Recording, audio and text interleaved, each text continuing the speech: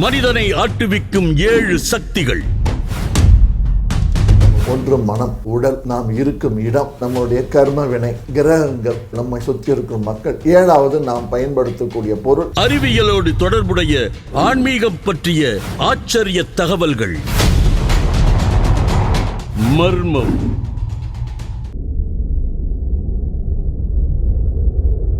உலகம் எண்ணற்ற ஆச்சரியங்களையும் அதிசயங்களையும் தனக்குள் புதைத்து வைத்திருக்கிறது.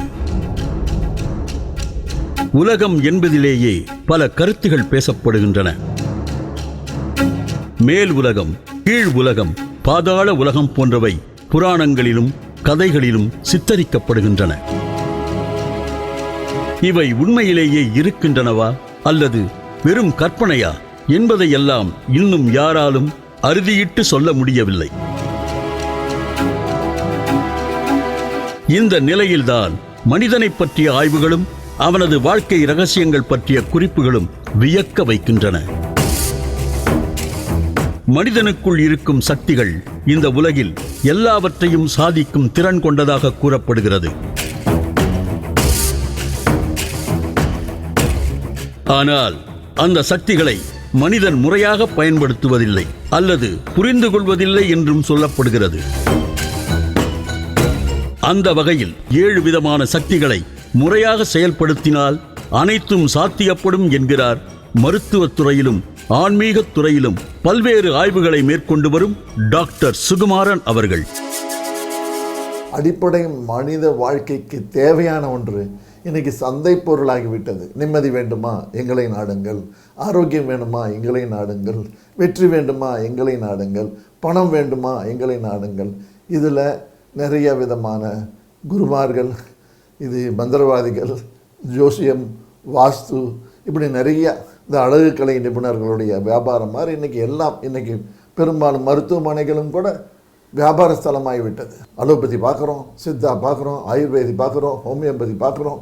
இல்லை எதுவுமே சரியில்லை அப்படின்னு சொல்லிட்டு வேறு எதுக்கு போகலாம் அப்படின்னு சொல்லிட்டு நம்ம வேறு விதமான மந்திரவாதி பார்க்குறோம்.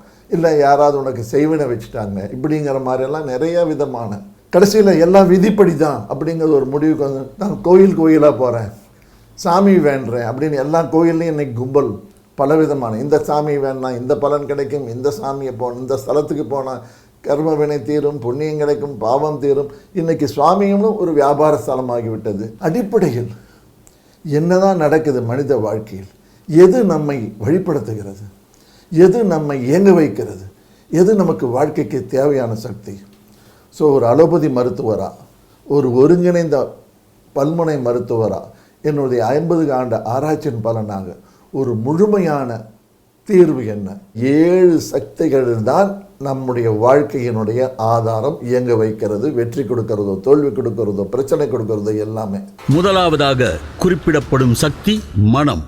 மனதில் நாம் தற்போது பயன்படுத்தும் 20 விழுக்காடு அளவு ஒரு பிரிவாகவும், பெரும்பாலும் அதிகம் பயன்படுத்தப்படாத ஆழ்மனது 80 விழுக்காடு அளவு மற்றொரு பிரிவாகவும் பிரிக்கப்படுகிறது. Mind is the root cause of all the problem. மனம்தான் மொத்த வாழ்க்கைக்கு பிரச்சனை.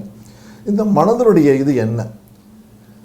வெளிமனம், ஆழ்மனம் 2. கான்ஷியஸ் மைண்டுன்னு சொல்லக்கூடிய வெளிமனம், அது 20% தான். நான் என்ன நினைக்கிறேனோ அதுதான் ரைட்டு, நான் என்ன பண்ணுறனோ அதுதான் ரைட்டுன்னு சொல்லி நம்மளுடைய அறிவுபூர்வமான விஷயங்கள் சேர்ந்த இடம் கான்ஷியஸ் மைண்ட். இது அப்பப்போ மாறிக்கிட்டே இருக்கும்.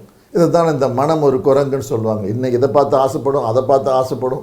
எதுலையுமே பிடிப்பில்லாத நிலை, எதுலையுமே ஒரு ஸ்திரத்தன்மை இல்லாத நிலை, இது கான்ஷியஸ் மைண்டு. இப்போ நிறையா பிரச்சனைகளுக்கு நம்ம உளவியல் மருத்துவ ஆலோசனை வாங்குகிறோம், அங்கே போகிறோம், இங்கே போகிறோம். இதெல்லாம் வெளிமனதுடைய பிரச்சனை இருக்கும் வரைக்கும் இதில் ஒரு தீர்வு காணலாம். பட் நிறைய விஷயங்கள் ஆழ்மனதில் சின்ன வயசுலேருந்து நம்ம கேட்டு வளர்ந்து அந்த ஆழ்மனதில் பதிந்தது நம்முடைய நம்பிக்கையாகி அது ஒரு சுபாவமாக மாறுகிறது. இந்த வெளிமனதுடைய பிரச்சனைகளை இந்த சுபாவத்தை நம்ம மாற்ற முடியாது. என்னதான் இருந்தாலும் அவன் சுபாவம் தான். காலையில் விடிகாலம் எந்திரிக்கணும்னு நினைக்கிறோம், ஆனால் என்னால் எந்திரிக்க முடியல. சோம்பேறித்தனம். ரெகுலராக எக்ஸசைஸ் பண்ணணும்னு நினைக்கிறேன், முடியல. நான் சிகரெட்டை விடணும்னு நினைக்கிறேன், முடியல. நான் ஸ்வீட்டை கட் பண்ணணும்னு நினைக்கிறேன், முடியல. ஆசைப்படுவது வெளிமனம், ஆனால் இயங்க வைக்குவது சுபாவம் சொல்லக்கூடிய ஆழ்மனம். ஸோ 20% வெளிமனம், 80% வருது ஆழ்மனம்.